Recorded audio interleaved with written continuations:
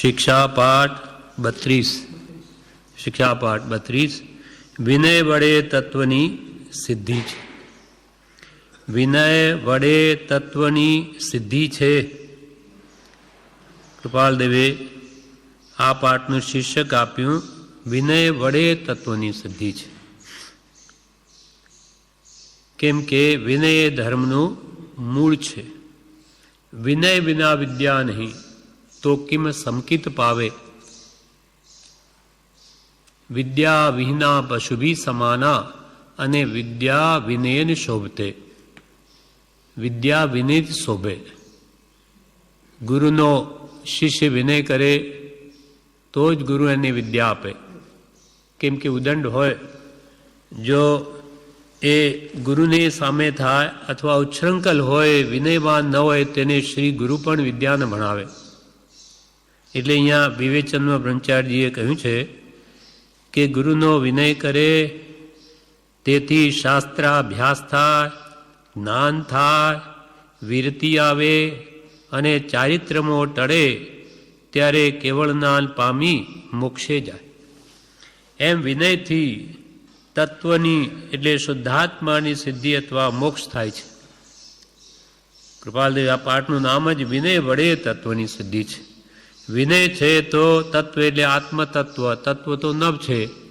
જીવ અજીવ આશ્રમ સંબર બંધ મોક્ષ નિર્જરા પાપ પુણ્ય વગેરે 7 તત્વ અથવા 9 પદાર્થ અને 9 તત્વ પણ એને કહે છે. એમાં મુખ્ય તત્વ આત્મતત્વ છે જે પોતે જ છે, પણ તે પોતાના સ્વરૂપને ઓળખવા માટે પણ શ્રી ગુરુનો વિનય કરવો જ પડે. કેમ કે વિનય વગર વિદ્યા ચડે જ નહીં, આવે જ નહીં. અને ગુરુનો વિનય કરે તેથી શાસ્ત્રાભ્યાસ થાય. એટલે શ્રી ગુરુ એને શાસ્ત્ર ભણાવે અને એનો અભ્યાસ થાય. વિનયવાન હોય તો થાય. એટલે આપણે પ્રથમ સભા મંડપમાં કે જીન મંદિરમાં પ્રવેશ કરતા જ શ્રી ગુરુનો કે જીનેશ્વર ભગવાનનો વિનય કરીએ છીએ, ત્યારે નમસ્કાર કરીએ છીએ. કેમ કે હે ભગવાન, આપની મહાનતા તે અમાપ છે, અપરંપાર છે. એટલે આપના તો ચરણ કમલ જે શરીરનું કનિષ્ઠ અંગ કહેવાય અને સર્વોત્તમ અંગ શિર કહેવાય, મસ્તક, તે હું આપના ચરણ કમલમાં મૂકું છું. શા માટે? તો કે આપની આજ્ઞા શિરોધારીઓ મારા માથા ઉપર ચડાવું છું. આપ જે આજ્ઞા આપો તે હું અંગીકાર કરું છું અથવા કરવા ઈચ્છું છું. એટલે એવી ઉત્તમ ભાવનાથી આપણે મંદિરમાં કે જીન મંદિરમાં જ્યાં કે ગુરુ મંદિરમાં પ્રવેશ કરતા જ ભગવાનનો વિનય કરીએ છીએ. એટલે ગુરુનો વિનય કરે તેથી શાસ્ત્રાભ્યાસ થાય અને શાસ્ત્રાભ્યાસથી સમ્યક જ્ઞાનની પ્રાપ્તિ થાય અને સમ્યક જ્ઞાન વડે જ વીરતિ આવે. સમ્યક જ્ઞાન તે આત્મજ્ઞાનનું કારણ છે, કારણરૂપ સમ્યક જ્ઞાન. તેનાથી નિશ્ચય આત્મ સ્વરૂપનું ભાન થાય, જ્ઞાન થાય. જેમ કે મૂળ માર્ગમાં આપણે હમણાં બોલ્યા કે દેહાદિત્ય ભિન્ન આત્મા રે ઉપયોગી સદા વિનાશ. એમ જાણે સદગુરુ ઉપદેશથી રે કયું જ્ઞાન તેનું નામ ખાસ. આ ખાસ મૂળભૂત જ્ઞાન છે, પણ કારણભૂત જ્ઞાન છે. આત્મજ્ઞાન અથવા સમ્યક દર્શન પ્રાપ્તિનું આ કારણ છે. કેમ કે આપણને તો ખબર નથી કે દેહથી આત્મા ભિન્ન છે. એ શ્રી ગુરુના કહેવાથી કહીએ છીએ. શ્રી ગુરુ અનુભવીને કહે છે કે તું આ દેહથી ભિન્ન છો, ઉપયોગી લક્ષણવાળો છો. જ્ઞાન ઉપયોગ, દર્શન ઉપયોગ એ તારો સ્વભાવ છે અને સદા વિનાશ છો. તારો ત્રણેય કાળમાં નાશ નથી. એવું તું પદાર્થ છો. સંયોગિક પદાર્થ નથી, અસંયોગિક એવો શુદ્ધ આત્મ સ્વરૂપ એ તારું સ્વરૂપ છે. પણ એમ જાણે સદગુરુ ઉપદેશથી રે કયું જ્ઞાન તેનું નામ ખાસ. આ મૂળભૂત જ્ઞાન છે. કેમ કે આત્માના જ્ઞાન વિનાનું જેટલું જ્ઞાન તે બધું ફોક છે. નહીં જાણ્યો નિજ રૂપ કો સબ જાણ્યો સો ફોક. અને જેટલું બી જ્ઞાન છે તે આત્મ સ્વરૂપને ઓળખવા માટે છે. એટલે અહીંયા કે જેણે આત્મા જાણ્યો તેણે સર્વ જાણ્યું, અને સર્વ જાણવાનું ફળ પણ એક આત્મા પ્રાપ્તિ છે.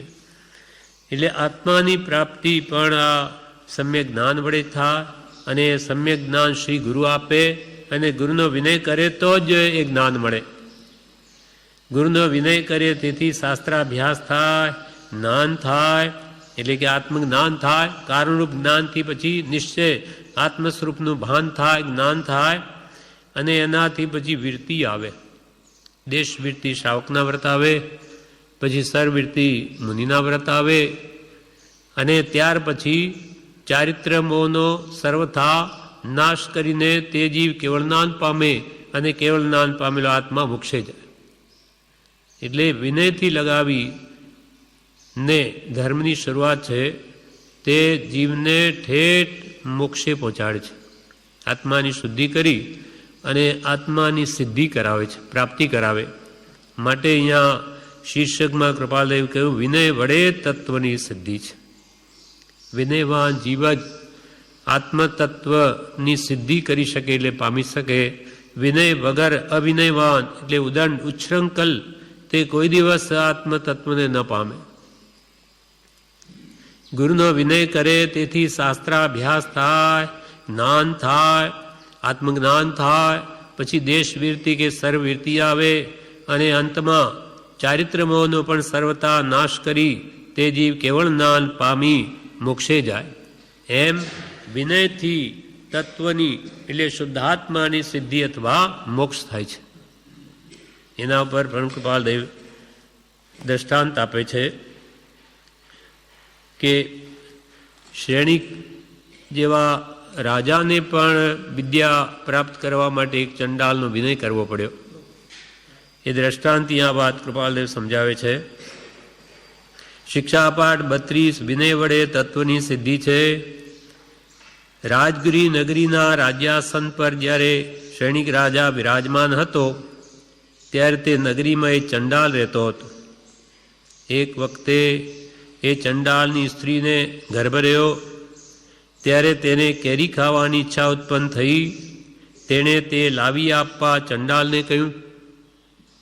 રાજગીરી નગરી જ્યાં શ્રેણિક રાજા બિરાજમાન છે, રાજ્ય જેનું ચાલે છે, તે જ નગરીમાં એ ચંડાલ રહેતો હતો, અને તેની સ્ત્રીને ગર્ભ રહ્યો ત્યારે સ્ત્રીને કેરી ખાવાનો દોધ થયો. એટલે તે લાવી આપવા માટે ચંડાલને કહ્યું. ત્યારે ચંડાલે કહ્યું કે આ કંઈ કેરીનો વખત નથી, હું ક્યાંથી લાવું?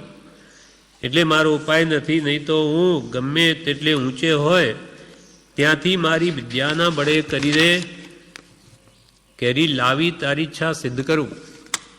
કે હમણાં કેરીની સિઝન નથી એટલે હું ક્યાંથી લાવું? નહીં તો ગમે ત્યાંથી પણ તારી ઈચ્છાને હું કેરી લાવીને પૂર્ણ કરું. ત્યારે ચંડાલણીએ કહ્યું, રાજાની મહારાણીના બાગમાં એક અકાળે કેરી દેનાર આંબો છે, તે પર અત્યારે કેરીઓ લચી રહી હશે, માટે ત્યાં જઈને એ કેરી લાવો. કે ગમે ત્યાં એટલે રાજાની રાણીના બાગમાં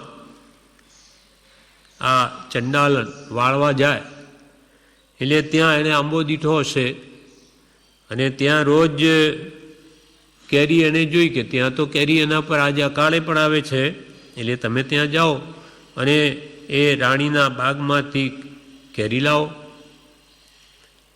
પોતાની ઈચ્છા સ્ત્રીની ઈચ્છા પૂરી પાડવા ચંડાલ તે બાગમાં ગયો. ગુપ્ત રીતે આંબા સમીપ જઈ મંત્ર ભણીને તેને નમાવ્યો અને કેરી લીધી. બીજા મંત્ર વડે કરીને તેને હતો તેમ કરી દીધો. પછી તે ઘેર આવ્યો અને તેની સ્ત્રીની ઈચ્છા માટે નિરંતર તે ચંડાલ વિદ્યા બળે ત્યાંથી કેરી લાવવા લાગ્યો. હવે ત્યાંથી રોજ એક એક કેરી લઈ આવે. ચંડાલની ઈચ્છા હોવાથી ચંડાલ. હવે શું થયું કે રોજે એક એક તોડે, પણ ઘણા દિવસે તો ઘણું બધી નીકળી જાય, એટલે આંબો એકદમ માળીને થયું કે એમાં ચોરી થઈ છે, આટલી કેરીઓ ગઈ ક્યાં? એટલે એણે પછી રાજાને શિકાયત કરી. એક દિવસે ફરતા ફરતા માળીની દ્રષ્ટિ આંબા ભણી ગઈ. કેરીઓની ચોરી થયેલી જોઈને તેણે જઈને સૈનિક રાજા આગળ નમ્રતાપૂર્વક કહ્યું, સૈનિકની આજ્ઞાથી અભયકુમાર નામના બુદ્ધિશાળી પ્રધાને યુક્તિ વડે તે ચંડાળને શોધી કાઢ્યો.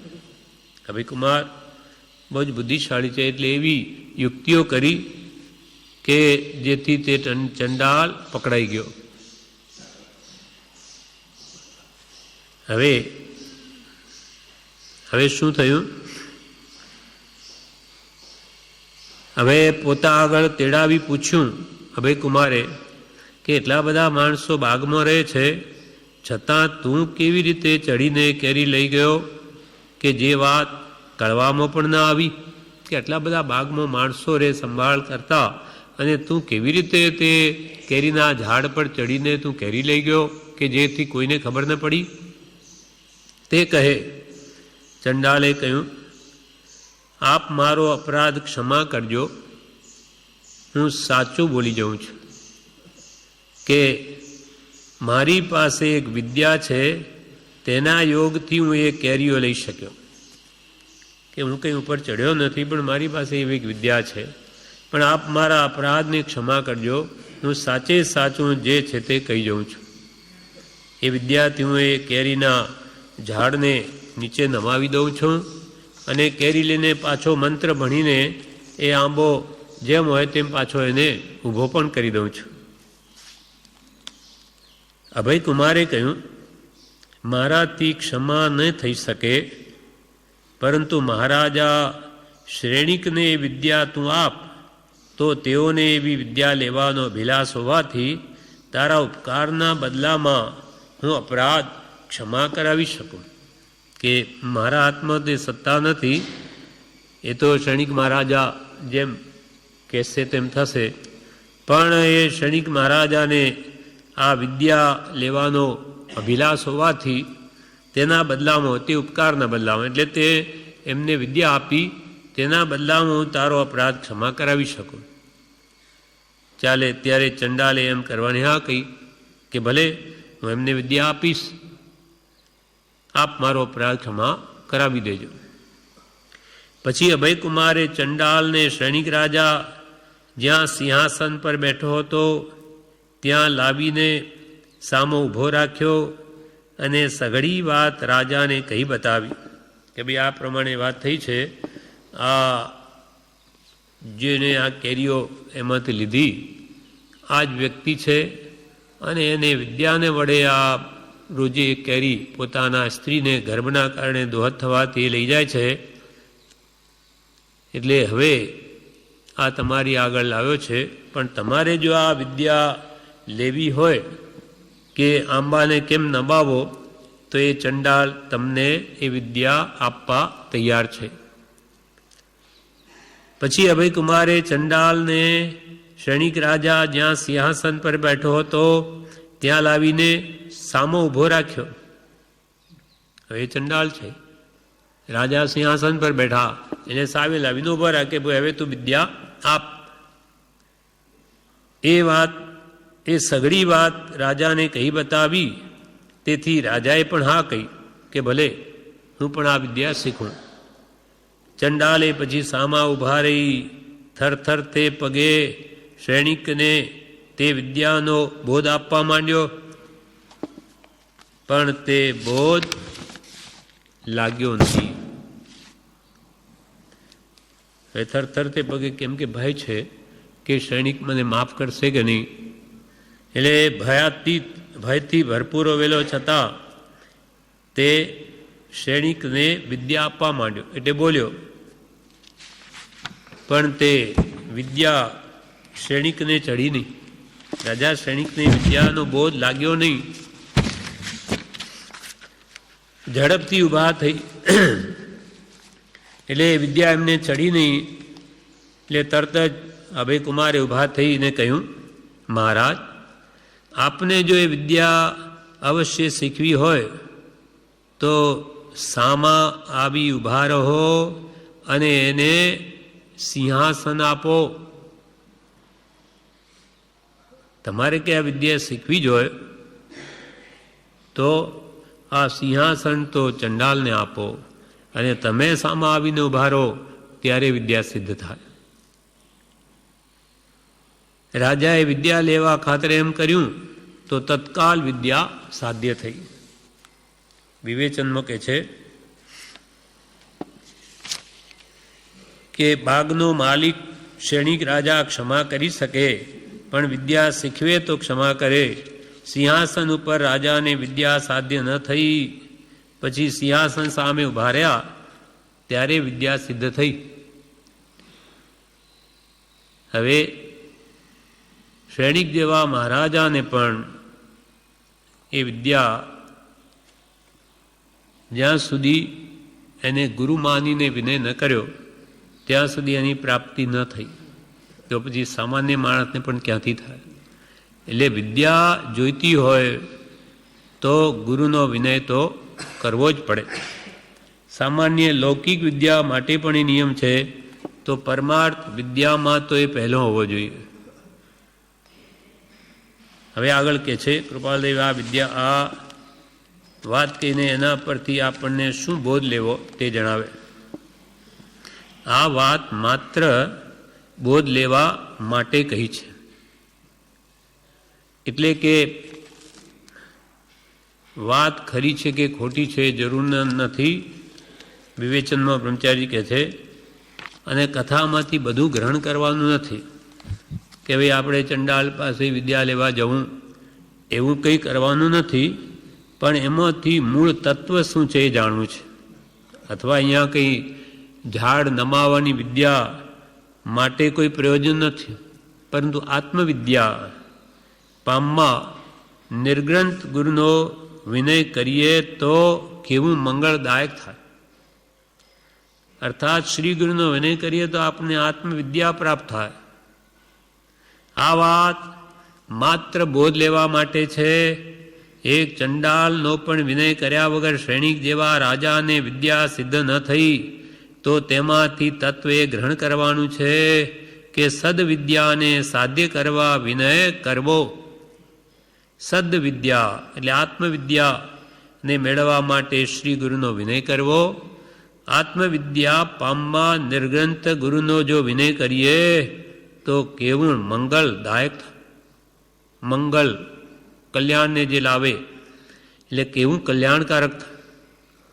નિગ્રંથ ગુરુ જેની મિથ્યાત્વની ગ્રંથિ છેદાઈ ગઈ છે, એવા આત્મજ્ઞાની નિર્ગ્રંથ ગુરુનો જો વિનય કરીએ આત્મવિદ્યા મેળવવા, તો એ આપણા આત્માને કેટલું કલ્યાણકારક થાય.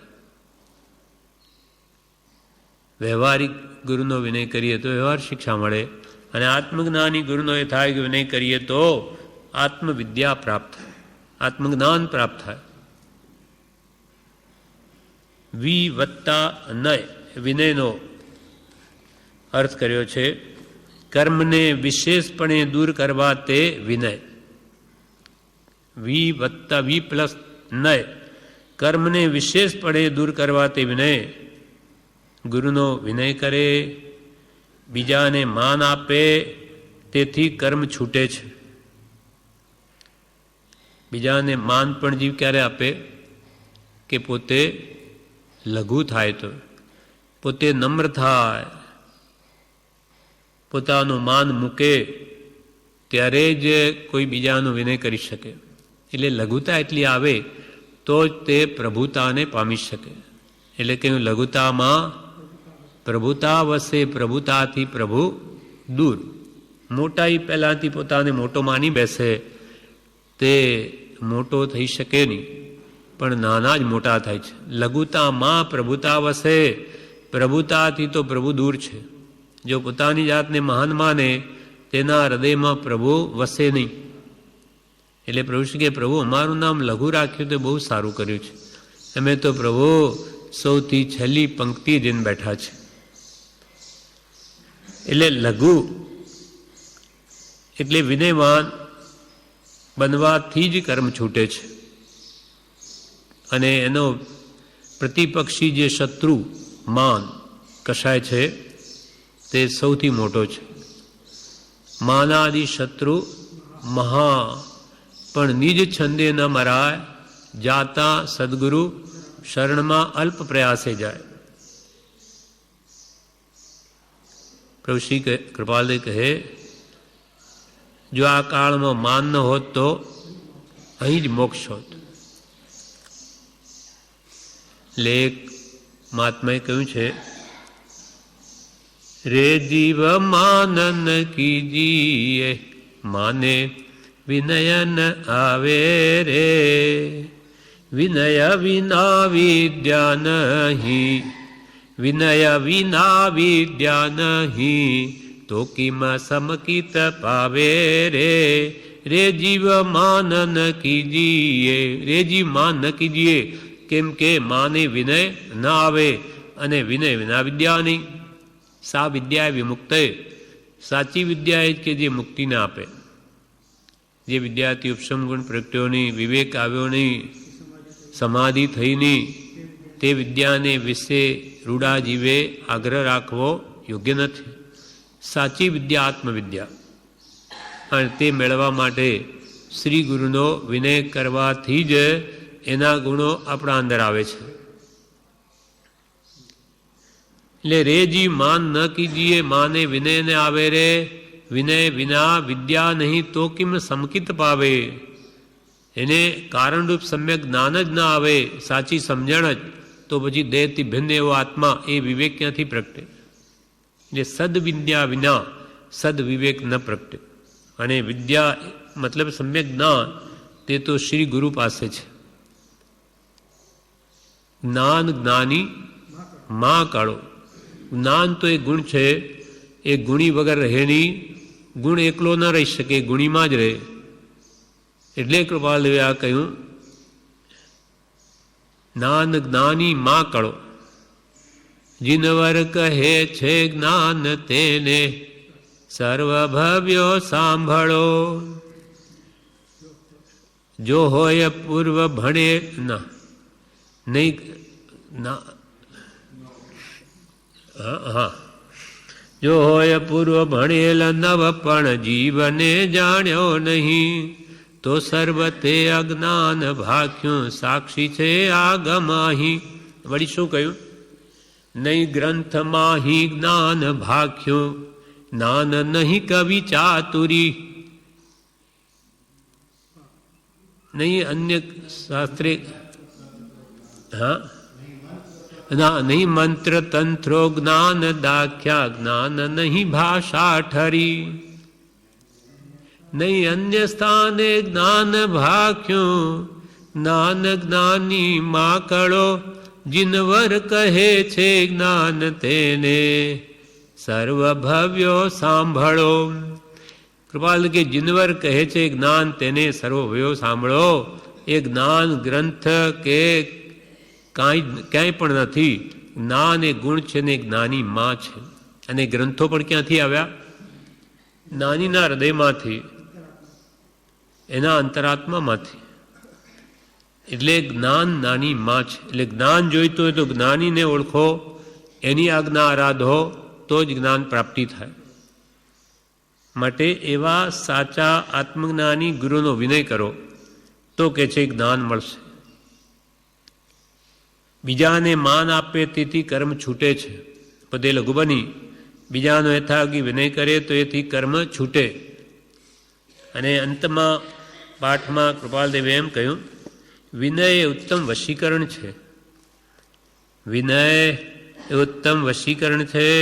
ઉત્તરાધ્યયનમાં ભગવાને વિનયને ધર્મનું મૂળ કહી વર્ણવ્યો છે.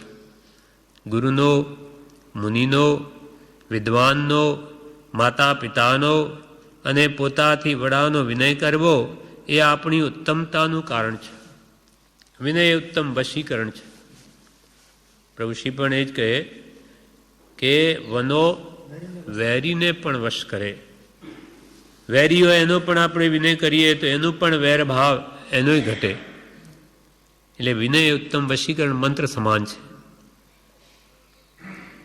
અને વળી પરમ કૃપાલદેવે તો આત્મસિદ્ધિમાં કહ્યું, એવો માર્ગ વિનય તણો ભાખ્યો, શ્રી વિતરાગ મૂળ હેતુએ માર્ગનો સમજે કોઈ સુભાગ્ય.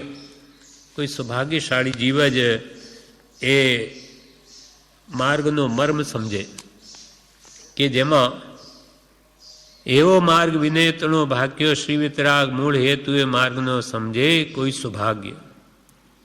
એટલે ગુરુ રહ્યા છદમસ્ત પણ વિનય ભગવાન. ભગવાન જેને કેવળ જ્ઞાન પ્રાપ્ત થઈ ગયું છે અને શિષ્યને હજુ કેવળ જ્ઞાન થયું નથી, ગુરુને કેવળ જ્ઞાન થયું નથી અને શિષ્યને થઈ ગયું, છતાં પણ શિષ્ય ગુરુનો વિનય કરે. કેમ કે કેવળ જ્ઞાન થયું પણ કોના પ્રતાપે થયું? ગુરુના પ્રતાપે. એટલે જ્ઞાન કેવળ જ્ઞાન થઈ ગયા પછી કે હવે હું તો કેવડી બની ગયો એમને એટલે મારા ગુરુથી મોટો એમ ન માને. બધી કૃપા તો એની છે. એટલે એ કેવડી થઈ ગયા પછી પણ પોતાના ગુરુનો વિનય કરવાનું મૂકે નહીં. એવું એક દ્રષ્ટાંત છે. એક પુષ્પચૂલા અને પુષ્પચૂલ બે રાજા રાણી હતા. જોકે ખરી રીતે તો બે ભાઈ બહેન જ છે, પણ રાજાના પુત્ર હોવાથી રાજાએ એવી યુક્તિ કરી કે આ બેને બહુ જ પ્રેમ પ્રીતિ છે પરસ્પર, હવે બે છૂટા પડી જશે તો મરી જશે એવું પોતાના પિતાનું માનવું. એટલે એણે શું કર્યું? રાજસભામાં કોઈ એવી યુક્તિ કરી અને બધાની સંમતિ લઈ લીધી અને પોતાના જ પુત્ર અને પુત્રી બેના લગ્ન કરી દીધા. માતાને આ બહુ જ વસમું લાગ્યું, ભયંકર ભાસ્યું કે આ યોગ્ય નથી થયું. એટલે એને તો વૈરાગ્ય પામી દીક્ષા લઈ લીધી. દીક્ષા લઈ આરાધના કરીને સ્વર્ગે ગઈ. હવે સ્વર્ગમાંથી તેણે વિચાર કર્યો કે એને કેવી રીતે વૈરાગ્ય થાય ને આ દીક્ષા લે. એટલે એને પોતાની પુત્રી પુષ્પચલા ને નર્કનું દ્રશ્ય બતાવ્યું સ્વપ્નમાં. એટલે રાજા પુષ્પચૂલે બધા ધર્મોના આચાર્યોને બોલાવીને આ શું છે પૂછ્યું તો કોઈ યથાર્થ જવાબ ના આપી શક્યો. જ્યારે એક જૈનાચાર્ય ને પૂછ્યું, અન્નિકા પુત્ર નામના આચાર્ય હતા, એમને એણે પૂછ્યું. તેણે આબેહૂબ નરકનું વર્ણન કર્યું. ત્યારે પુષ્પચલા કહેવા લાગી કે શું આપને પણ સ્વપ્ન આવ્યું છે? જેવું મને આવ્યું આપ જ એવું જ આપે વર્ણન કર્યું. તો કે અમે તો શાસ્ત્રના બળે બધું જાણીએ છીએ, શાસ્ત્રમાં બધું અમારા શાસ્ત્રમાં લખેલું હોય એનાથી અમે કહીએ છીએ. એટલે એ વાત એને બેઠી કે આ નર્ક છે જ. પછી બીજી રાત્રે ફરી સ્વર્ગનું સ્વપ્ન આપ્યું માતાએ દેવલોકથી. એટલે ફરી આવીને આચાર્યને પૂછ્યું કે આ સ્વર્ગનું સ્વરૂપ શું?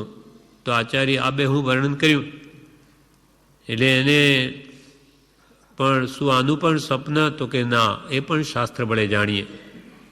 તો આવા સ્વર્ગની પ્રાપ્તિ કેવી રીતે થાય? તો કે સંસારનો ત્યાગ કરે, ત્યાગ વૈરાગ ઉપશમ ભક્તિ વડે આત્મશુદ્ધિ કરે, પુણ્ય બાંધે, આત્માર્થના લક્ષે, તો આવા દેવલોક આજનો સહેજે પ્રાપ્તિ થાય. એટલે એને પછી રાજ્યનો એટલે રાણી હતી ત્યાગ કરી દીધો અને એ સાધ્વી બની ગઈ. એટલે માતાને જે ભાઈ બહેનનો જે લગ્ન કરેલા એ હવે છૂટા પાડી દીધા, એક સાધ્વી થઈ ગઈ રાણી. હવે શું થયું કે રાજાને પ્રાણી પ્રત્યે અત્યંત પ્રીતિ હોવાથી દીક્ષા લેતી વખતે એણે એમ કહેલું કે તારે રહેવું અહીંયા, દીક્ષા લીધા પછી પણ જવું નહીં, આ શહેરમાં જ રહેવું અને અહીંયા જ ગોચરી લેવા આવું. શ્રી ગુરુને એણે વાત કરી. ગુરુ જ્ઞાની હોવાથી એ છૂટ આપે છે એ રીતની, એટલે એ ત્યાં રહે છે. હવે આચાર્ય વૃદ્ધ થઈ જવાથી બીજા બધા તો વિહાર કરીને ચાલ્યા ગયા અને અન્નિકા પુત્ર આચાર્ય ત્યાં જ રહ્યા છે.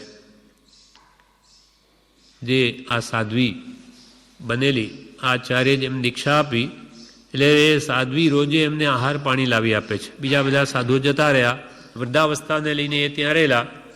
એટલે એકવાર શું થયું કે વરસાદ પડ્યો. એટલે આચાર્યે એ પુષ્પચૂલા સાધ્વીને કહ્યું કે તું આ વરસાદમાં કેમ ગોચરી કેવી રીતે લઈને આવી? આપણાથી લવાય નહીં. તો કે ગુરુદેવ આ નિર્જીવ વરસાદ વરસે છે, નિર્જીવ છે, આમાં જીવ નથી. તો કે કેવી રીતે જાણ્યું? જ્ઞાન થયું છે? તો કે આપના પસાય. તો કે શું અવધિ જ્ઞાન થયું છે? આપના પસાય. શું મને પર્યું જ્ઞાન થયું છે? આપના પસાય. શું કે એટલે ગુરુનો ફેર ઉત્સાહ વધ્યો કે આ શું બોલે કે છે? તો કે શું કેવળ જ્ઞાન થયું છે? તો કે આપના પસાય. ઓહો, મેં આપ જેવા કેવળીની આ સાધના કરી. એ સાધ્વી કેવળ જ્ઞાન પામી ગઈ છે, છતાં પણ પોતાના ગુરુની સેવા ગોચરી લેવાનું એણે બંધ કર્યું. હવે ગુરુ પણ પછી તો એ સમજી ગયા કે હો, આ રીતે આની મારે આ સાધના થાય છે. અને પછી પૂછ્યું કે મને કેવળ જ્ઞાન ક્યારે થશે? તો કે નદી ઉતરતા આપને પણ કેવળ જ્ઞાન થશે. શ્રી ગુરુ કોઈ નદી પાર કરે છે, ત્યાં જે નાવડામાં બેઠા છે ત્યાં પૂર્વભવની એની પત્ની જે દેવી થયેલી છે એને ઉપર આવી અને એ અન્નિકા પુત્ર આચાર્યને ડૂબાડવા માંગે છે. એટલે જે બાજુ બેઠા તે બાજુ પેલી નાવ નમે, એટલે એ ઉઠીને બીજી બાજુ બેસે ગઈ નમે. એટલે એમાં બેઠેલા બીજા બધા લોકોને એમ થયું કે આને લઈને આપણે ડૂબી જઈશું, એને જ પકડીને નાખો અંદર. એટલે આચાર્યને બધાએ ઉપાડી નદીમાં ફેંક્યો કે તે જ વખતે એને ત્રિશૂલ રાખી અને એને વિંધી નાખ્યો. પૂર્વભવની સ્ત્રીએ કંઈક અપમાન થયું છે એનું, પણ તે વખતે બી એ આચાર્ય એવા ભાવ કરે છે કે અરે આ લોહીના જે કણ પડે છે પાણીમાં, એ આ પાણી ઝાપકાયેલા જીવો મરી જશે. તે વખતે એમ નથી કે આ લોહી કોઈ દુઃખનો ભાવ નથી, પણ આ બિચારા જીવોની વિરાધના થશે. ત્યાં આવી ઉત્કૃષ્ટ દયાના ભાવતા ત્યાં જ એ આચાર્ય શ્રેણી માંડીને કેવળ જ્ઞાન પામે છે. પણ અહીંયા કહેવાનો આશય કે ગુરુ રહ્યા છદમસ્ત, પણ છદમસ્ત એટલે હજુ કેવળ જ્ઞાન થયું નથી એવી દશા છે, છતાં પણ વિનય કરે ભગવાન. પુષ્પચલા સાધ્વીને કેવળ જ્ઞાન થઈ ગયું, છતાં પણ એ શ્રી ગુરુનો વિનય છોડતી નથી. એવો માર્ગ વિનય તણો. મૂળ માર્ગ તો આવો જ છે વિનયનો. એવો માર્ગ વિનય તણો ભાખ્યો શ્રી વિતરાગ. વિતરાગ ભગવંતે તો એવો માર્ગ ભાખ્યો વિનયનો કે ભાઈ હવે અમે તો મોટા થઈ ગયા, એટલે જેના નિમિત્તે બને એની શી જરૂર, એમ નહીં, એનો ઉપકાર કદી ન ભૂલે.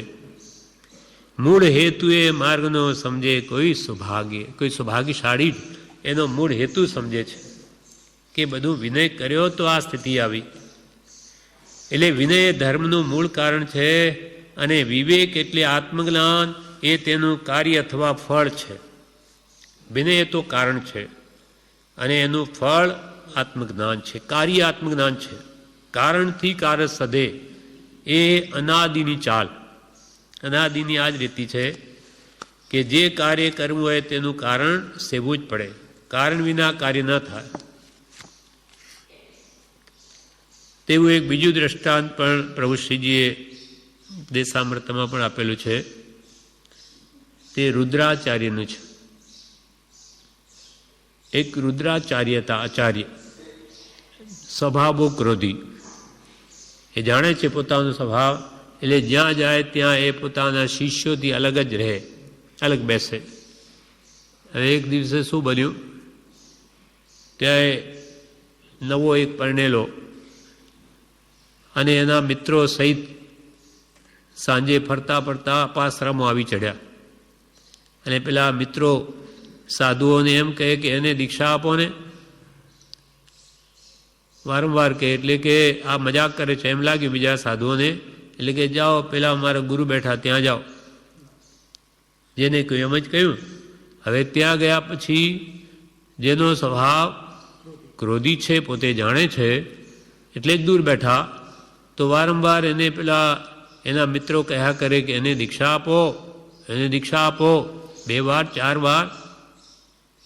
પછી અંતે ગુરુએ તો કંટાળીને એના વાળ પકડીને ખેંચી જ લીધા, પંચમુષ્ટિ લોચ કરી લીધો, દીક્ષા આપી દીધી. એટલે બધા છોકરાઓ ત્યાંથી ભાગ્યા કે આ તો ખરેખર મહારાજ દીક્ષા જ આપી દીધી. પણ પેલો મીંઢલ પણ જો બાંધેલું છે, લગ્ન કરેલા છે, એને એવા ભાવ થયા કે ઓહો શ્રી ગુરુ હળુકર્મી છે. એને થયું કે ઓહો મારા ગુરુએ તો મારા પર કૃપા કરી, મને દીક્ષા આપી દીધી. એમ નહીં કે હું લગ્ન કરેલા છે મને એવું કરી લીધું, પણ જેના કર્મ જ હલકા છે, તદભાવ મોક્ષગામી છે, એટલે એને આવા સદભાવ થયા. અને શ્રી ગુરુને એમ કહ્યું કે ગુરુદેવ હવે આપણે અહીંયાથી વિહાર કરી જઈએ, નહીં તો માતા પિતાને ખબર પડશે તો આપને ઉપસર્ગ થશે. ત્યારે ગુરુ કહે મારાથી આ ઉંમરે કેવી રીતે વિહાર થાય? તો કે કંઈ વાંધો નહીં, હું આપને મારા ખભા ઉપર લઈ લઈશ, આપને ચાલવું નહીં પડે, આપ અહીંયાથી જલ્દી ચાલો, નહીં તો હમણાં વિઘ્ન થશે.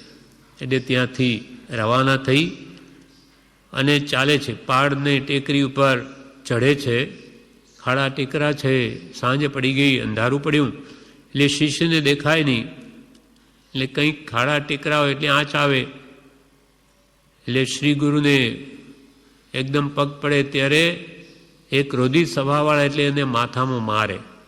હજુ આવું ચાલે, બરોબર કેમ ચાલતો નથી, કેમ જોતો નથી નીચે? છતાં પણ એ શિષ્ય શું વિચારે છે કે ઓહો મારા નિમિત્તે આ ગુરુને કેટલી તકલીફ પડી, આ રીતે અહીંયા આવવું પડ્યું, આ ખાડા ટેકરાને લઈને એમને કેટલી પીડા થાય. એટલે ઉપર માથામાં મારે તો પણ એ સવળું જ લે છે કે મારા ગુરુને તકલીફ છે, એ પણ મારા નિમિત્તે. આવી રીતે ઉત્તમ ભાવના ભાવતા ભાવતા શ્રી ગુરુનો વિનય ભાવ અત્યંત જેના હૃદયમાં છે, એટલે ત્યાં એને કેવળ જ્ઞાન પ્રગટે છે, શ્રેણી માંડીને શિષ્યને. પછી તો બધું દેખાવા લાગ્યું, બરોબર ચાલે. સાંજ પડી ગઈ, અંધારું છે છતાં. એટલે ગુરુએ કહ્યું કે શું કંઈ હવે તો બરોબર ચાલે છે, કંઈ જ્ઞાન થયું છે? તો કે આપના પસાય એટલે આપની કૃપાએ. તો શું અવધિ જ્ઞાન થયું? આપના પસાય. શું મન પર જ્ઞાન થયું? આપના પસાય. શું કેવળ જ્ઞાન ઉપજ્યું? આપના પસાય. કે ગુરુ તરત જ નીચે ઉતરી અને એની જ માફી માંગવા પડે. હે ભગવંત, મેં આપનો અભિનય કર્યો, મેં આપને ઘણું દુઃખ દીધું, મેં મહાયોગી કર્યું, એમ ખૂબ પશ્ચાતાપ કરતા ત્યાં જ શ્રી ગુરુને પણ કેવળ જ્ઞાન પ્રગટ થયું. એમ કેવળ જ્ઞાન થઈ ગયું છે શિષ્યને, છતાં કે હવે ગુરુને આ ઉપાડીને હું શું કામ ફરું, એવો ભાવ ન થાય.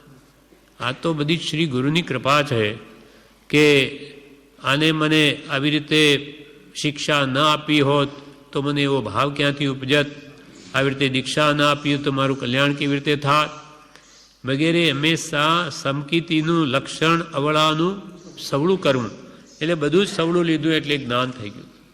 એટલે આવો વિતરાગનો માર્ગ છે, ખમી ખૂંદવાનો.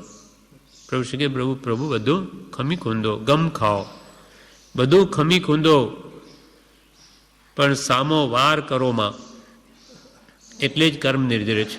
આવો ભગવાનની વિનય માર્ગ ઉપદેશ છે, ત્યારે તત્વની સિદ્ધિ થાય છે. એટલે આ બે દ્રષ્ટાંતથી એટલે શ્રી ગુરુનો આવી રીતે વિનય કરવાથી જ એમને આત્મતત્વની સિદ્ધિ થઈ, પ્રાપ્તિ થઈ છે. એટલે કૃપાલ કે વિનય વડે તત્વની સિદ્ધિ છે. ગુરુનો આત્મ પ્રત્યે ઉપકાર છે, તે અપેક્ષાએ પહેલાં ગુરુનો વિનય કરવાનું કહ્યું. વ્યવહારમાં સૌથી વિશેષ ઉપકાર માતા પિતાનો છે વ્યવહારમાં, પણ પરમાર્થમાં સૌથી વિશેષ ઉપકાર શ્રી સદગુરુનો છે. કેમ કે એ આપણને અનાદિથી પ્રાપ્ત ન થયું એવું આત્મ સ્વરૂપ તેનું ભાન કરાવે છે, પછી જ્ઞાન કરાવે છે. એટલે કે જે સ્વરૂપ સમજ્યા વિના પામ્યો દુઃખ અનંત, સમજાવ્યું તે પદનમું શ્રી સદગુરુ ભગવાન.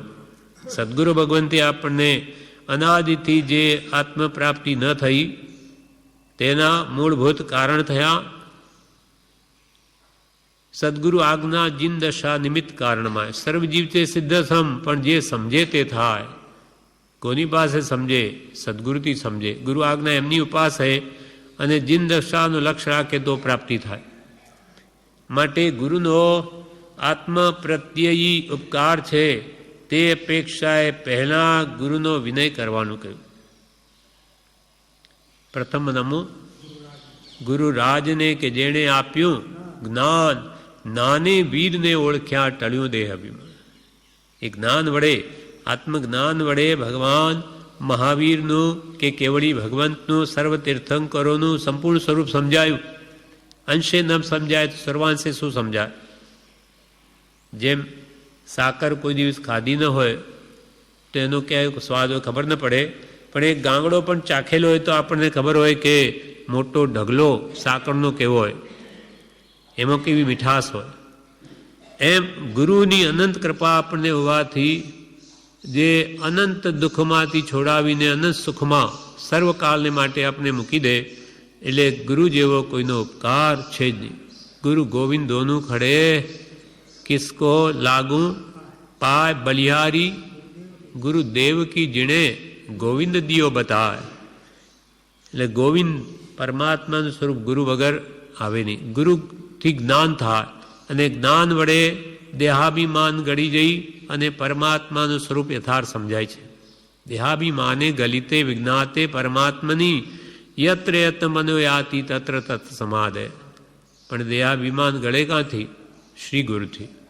ગુરુ બિન જ્ઞાન ન ઉપજે, ગુરુ બિન મિલે ન ભેદ, ગુરુ બિન સંશય ના મિટે. જય જય જય ગુરુદેવ. એટલે ગુરુનો આત્મ પ્રત્યે ઉપકાર છે તે અપેક્ષાએ પહેલાં ગુરુનો વિનય કરવા કહ્યું, અને મુનિનો ચારિત્રની અપેક્ષાએ વિનય કરવો. ચારિત્ર આવેલું છે એમને બાહ્ય અભ્યંતર આત્માની મુનિની વાત છે, તે અપેક્ષાએ એમનો વિનય કરવો. વિદ્વાનનો જ્ઞાનની અપેક્ષાએ, સમ્યક જ્ઞાન જેની પાસે હોય તે વિદ્વાન, ખરા વિદ્વાન તો જ્ઞાની પુરુષ જ છે. એટલે વિદ્વાન અને વ્યવહારમાં પણ જે સમ્યક જ્ઞાનના જાણકાર હોય એવા વિદ્વાનનો પણ વિનય કરવો. વિદ્વાનનો જ્ઞાનની અપેક્ષાએ માતા પિતાનો મનુષ્ય જન્મ પામવામાં તે નિમિત્તરૂપ બન્યા તેથી, અને બાળપણમાં વગેરે અનેક ઉપકારો એમણે આપણા પર કર્યા છે, તેથી માતા પિતાનો યથાયોગ વિનય કરવો. અને સંસાર પ્રત્યે ઉપકારની અપેક્ષાએ બીજા મોટા કાકા દાદા વગેરે બધા મોટાનો પણ વયની અપેક્ષાએ યથાયોગ્ય બધાનો વિનય કરવો. એ આત્માને ઉત્તમ થવાનું કારણ છે. એટલે બધાનો વિનય કરવો, કોઈનું પણ અપમાન ન કરવું. વિનય કરીએ તો શ્રેષ્ઠ છે, પણ વિનય ન કરીએ તો અપમાન તો ન જ કરવું. પીપા પાપ ન કીજીએ તો પુણ્ય કિયા વાર હજાર. તો કે પાપ ન કરે તો તે 1000 વાર પુણ્ય જ કર્યું છે. તે વિનય કરે તો શ્રેષ્ઠ વાત છે, ઉત્તમતાનું કારણ છે. પણ વિનય કરવા જેટલી ભાવના ન જન્મી હોય તો અવિનયનો તો કોઈનો પણ અવિનય તો કરવો જ નહીં. એમ યથાયોગ્ય રીતે સર્વનો વિનય કરવો એ આત્માને ઉત્તમ થવાનું કારણ છે. એના પર એક દ્રષ્ટાંત છે. એક બાળક શેઠ પુત્ર જ હતો, પણ માતા પિતા ગુજરી ગયા. જે કંઈ ખાવાનું હતું ઘરમાં હતું તે બધું ખાઈને પૂર્ણ થયું. હવે એ નાનો હતો, બધું પૂરું થઈ ગયું, હવે એને કોણ આપે ખાવાનું? એટલે ભીખ માગીને પેટ ભરે છે. બીજા શેઠે આ જાણ્યું એટલે એને દયા આવી. એટલે એને એમ કહ્યું બાળકને કે તું મારા ઘરે આવ, તું આ શીખ, આ ધંધો શીખ. એમ એને ત્યાં રાખ્યો. ખાવા પીવા કપડાં બધા સેટ કરે એની આપી દીધું. આમ કરતાં કરતાં એ મોટો થઈ શેઠનો બધો જ કારોબાર સંભાળી લીધો. શેઠના બધો વેપાર એ કરે છે, પરદેશ પણ જાય છે, અને આવી રીતે ખૂબ ધન ભેગું કરી શેઠને આપ્યું. પછી એક દિવસે શેઠને એમ કહ્યું કે શેઠજી, આપની જો આજ્ઞા હોય તો હું હવે મારો જુદો ધંધો કરું. એટલે એમનું બરોબર સેટઅપ કરી દીધું. પછી પોતે આવી આજ્ઞા માગી, કેમ કે એના ઉપર બહુ ઉપકાર છે કે હું આ સ્થિતિ પામ્યો છું તો શેઠને લઈને, એટલે એમનો કોઈ પણ આંચ ના આવે ધંધામાં, એમ વ્યવસ્થિત થઈ ગયું. ત્યારે એ કહ્યું કે હું હવે મારું જુદું કરું. તો શેઠે પણ પ્રેમથી કહ્યું, ભલે તું જુદું કર. જેમ કૃપાલે કહ્યું કે ખરો શેઠ કોણ? કે જે સેવકને પણ પોતા જેવો થવાય છે, સેવક પણ મારા જેવો થાય, તે જ ખરો શેઠ છે. હવે આ રીતે તે બીજો ધંધો કરતા એ પણ મોટો શેઠ બની ગયો. અને આ બાજુ શું થયું કે જે મૂળ શેઠ તેને પાપનો ઉદય આવ્યો અને એવું મોટું નુકસાન ગયું કે બધું જ ધન ખલાસ. એક સાથે જ શેઠ ભિખારી થઈ ગયા. હવે પાછા ક્યાં જાય? એટલે એમને થયું કે આપણા ગામમાં જ રહી અને આવી ગરીબ સ્થિતિમાં જીવવું યોગ્ય નથી, એટલે આપણે બીજા ગામમાં જઈએ. એ બીજા ગામમાં જતા જતાં જ્યાં એ પોતાનો નોકર જેણે એને ઘરે રાખીને હવે શેઠ બની ગયો, તેને જ ત્યાં યોગાનુયોગે સહેજે એ રસ્તામાં જાય છે. અને પેલો શેઠ થયેલો હવે જેણે એને રાખેલો એ ત્યાં અંદરથી જુએ છે અને થયું કે અરે આ તો કંઈ મારા શેઠ જેવા લાગે, પણ આવી સ્થિતિ કેમ? ખરેખર નજીક જઈને જોયું, શેઠને પણ એને જોયા, શેઠે પણ એને જોયો. પરસ્પર પ્રીતિ ઉત્પન્ન થઈ અને પેલો જઈને ગળે વળગી પડ્યો અને અરે શેઠજી, તમને આ શું થયું? તમારા આવી સ્થિતિ તમારી કેમ થઈ? અત્યંત એને દુઃખ થયું. એ ખૂબ ગળે વળગીને રડે છે. ત્યારે હવે આ શેઠ બનેલા એના નોકરો વિચારે કે આ એક ગરીબના ગળે વળગીને શું આટલું બધું કરે, એમાં શું જોયું? ત્યારે એણે કહ્યું કે આ જે કંઈ પણ મારું છે તે આ એના પ્રતાપે છે. એટલે તે વખતે આટલો બધો વિનય પોતાના અસલી શેઠનો કરતા જોઈ એના નોકરોને આશ્ચર્ય ઉપજ્યું કે ગરીબનો આટલો બધો વિનય કેમ કરે? પણ એ ગરીબ તો એની સ્થિતિ આવી ગઈ પાપના ઉદય, એટલે આ જેમ કેવળના પામી ગયા છતાં પણ શિષ્ય ગુરુનો વિનય કરવા છોડતા નથી, એવી સ્થિતિ અહીંયા છે. જે શેઠ હતા તે ગરીબ બની ગયા, ગરીબ હતો તે મોટો શેઠ બની ગયો, છતાં પણ પોતાના અસલી શેઠનો વિનય કરવાનું છોડતો નથી. એટલે બધા પોતાના નોકરોને કહ્યું કે આ બધો કોનો પ્રતાપ છે? આ બધો આનો પ્રતાપ છે. એ આ જે સ્થિતિ એમ ગરીબમાં દેખાય છે, ગરીબ નથી, એ મોટા શેઠ હતા. પણ કર્મના ચમત્કાર છે, શેઠ ગરીબ બની જાય, ગરીબ શેઠ બની જાય. પણ વિનય કરવો એ થાય કે કોઈનો કદી પણ છોડવો ન જોઈએ. અને અહીંયા સુધી એણે કર્યું કે ઘરે લઈ જઈને બધા પધારો, આ બધું આપનું છે. પેલા બહુ ના પાડે કે નહીં, આ બધું તમારું જ છે અને આપ અહીંયા રહો, હવે હું અહીંયા નહીં રહું, હું બીજો ધંધો કરીશ, આ બધું આપનું છે. એટલે એક ગરીબનો એટલો બધો વિનય જેણે કરીને જેનો જીવન એને પરણાવવું, એનું ઘર માંડવું બધું શેઠે કરેલું, તો એણે હવે પાછું બધું એને માંડી આપ્યું. આ શેઠ આપનું છે, આપ રહો. પણ એક વાત આપને કહું છું, તે આપ જરૂર સ્વીકારો કે મને સાચા આત્મજ્ઞાની ગુરુનો યોગ થયો છે, એટલે આપ બી ત્યાં પધારો અને આપ બી એમનો ઉપદેશ શ્રવણ કરો અને શ્રી ગુરુ કહે તેમ રોજે આપ બી કરો, તો આવી સ્થિતિ નહીં આવે. એટલે એમને ગુરુ પાસે લઈ જાય છે અને ગુરુને પેલા શેઠને ગુરુ પાસે લઈ જઈને સાચો ધર્મ બતાવી દે છે. એટલે જે ઉપકાર એના પ્રત્યે શેઠે કરેલો તે ખરેખરો એને સાચો ધર્મ બતાવી એને વાળી લીધો. અને પાછું બધું એમને ધન પણ શેઠની સ્થિતિ સુધારી દીધી અને પોતે બીજે જઈને બીજો ધંધો ઊભો કર્યો. એમ આવા કોઈ વિરળા હોય છે. પણ આ બધા સત્પુરુષો યથાયોગ્ય આવા વિનય કરે તે આ ભૌમય સુખી થાય અને ભવોભાવ સુખ પામે છે. અને અંતે તો મોક્ષ પામે છે. એટલે અહીંયા અંતમાં કહે છે, જીવ અનાદિકાળથી રખડ્યો છે, તેનું કારણ માન છે. વિનય કરે તો માન ઓછું થાય. આ પ્રમાણે આપણે મોક્ષમાળાનો પાઠ 32મો વિનય વડે તત્વની સિદ્ધિ છે. વિનય વડે, વિનય કરવાથી જ તત્વ એટલે આત્મતત્વ, પ્રયોજનભૂત તત્વ, તે આત્મતત્વ છે. તત્વ તો જીવ તત્વ, આશ્રવ, સંબર, બંધ, મોક્ષ, નિદ્રા વગેરે પાપ પુણ્ય, પણ અહીંયા આપણને મુખ્ય આત્મતત્વ જાણવું છે, જે પોતાનું વાસ્તવિક સહજાત્મ સ્વરૂપ છે. એ તત્વની સિદ્ધિ, આત્મસિદ્ધિ, તત્વની પ્રાપ્તિ તે વિનય વડે જ થાય છે. માટે હંમેશા લઘુત્વ ભાવ લાવી, માન કશાયને હણી, હું મોટો નથી, હું તો સૌથી નાનો છું, મારામાં એક ગુણ પ્રગટ્યો નથી. કેમ કે સમ્યક દર્શન વગર એક પણ ગુણ ન હોય. જે માને તે મિથ્યા છે. સમકિતરૂપ એકડા વગરના બધા કહેવાતા ગુણો મીંડા જેવા છે.